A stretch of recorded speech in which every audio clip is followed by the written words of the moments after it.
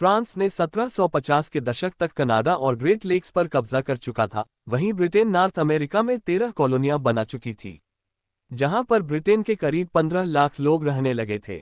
कुछ समय के बाद ग्रेट ब्रिटेन की नज़र ओहियो नदी घाटी के आसपास के उपजाऊ इलाके पर पड़ी, क्योंकि उस वक्त तक ग्रेट ब्रिटेन में इंडस्ट्री डेवलप हो चुकी थी।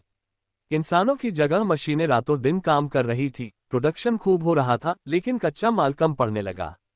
ऐसे में ब्रिटेन को जमीन की जरूरत पड़ी और उसने अमेरिका में अपने कब्जे का विस्तार करना तय किया। ये बात फ्रांस और स्पेन को मंजूर नहीं था, इसी में इनको अमेरिका वासी यानी रेड इंडियन का भी साथ मिल जाता है। दरअसल स्पेन को लगता था कि अगर ब्रिटेन आगे बढ़ा तो उस पर भी हमला करेगा। वहीं रेड इंडियंस ब्रिटेन से नफरत करते थे, क्योंकि ब्रिटेन ने उनकी जमीनों पर कब्जा किया था। ग्रेट ब्रिटेन का साथ उसकी कॉलोनियों में रह रहे न्यू अमेरिकन्स ने दिया।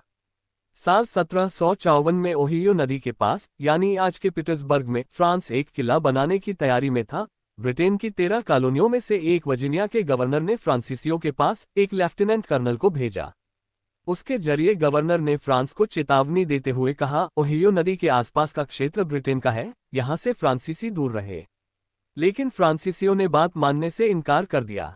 नाकाम कर्नल वापस वर्जीनिया लौट आया।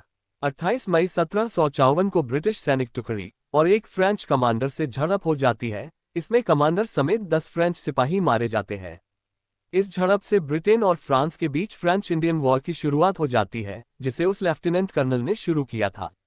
ये 22 साल का अफसर कोई और नहीं, जॉर्ज वॉशिंगटन था, जो 35 साल बाद यूनाइटेड स्टेट्स ऑफ अमेरिका का पहला प्रेसिडेंट बना। गुस्साए फ्रांसीसियों ने वॉशिंगटन से बदला लेते हैं। 3 जुलाई 1754 को फ्रेंच आर्मी ने वॉशिंगटन पर हमला कर देते हैं, जिसके बाद वॉशिंगटन ने सरेंडर किया और अपना जुर्म कबूला। इसके जवाब में ब्रिटेन ने मेजर जनरल एडवर्ड ब्रैडॉक और कर्नल जॉर्ज वॉशिंगटन के साथ ओहियो नदी के इलाकों में सेना भेजी, लेकिन फ्रेंच आर्मी ने इन्हें खदेड़ दिया। इसमें ब्रैडॉक इतने घायल हुए कि 4 दिन बाद उनकी मौत हो गई। 1756 में ब्रिटिश लीडर विलियम पिट ने नई स्ट्रेटजी अपनाई। अमेरिका में फ्रांस को हराने के लिए पिट ने स्थानीय लड़ाकों को फंड दिए और सेनाएं इकट्ठा की। मई 1756 से ब्रिटेन और फ्रांस ऑफिशियली वॉर लड़ने लगे। इसी साल फ्रांस ने ब्रिटेन के ओस्वेगो पर जीत हासिल की और 1757 में फ्रांस ने फोर्ट विलियम हेनरी जीता।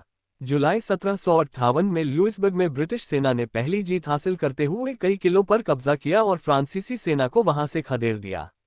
सितंबर 1759 में क्यूबेक की लड़ाई में फ्रेंच सैनिकों को हराया।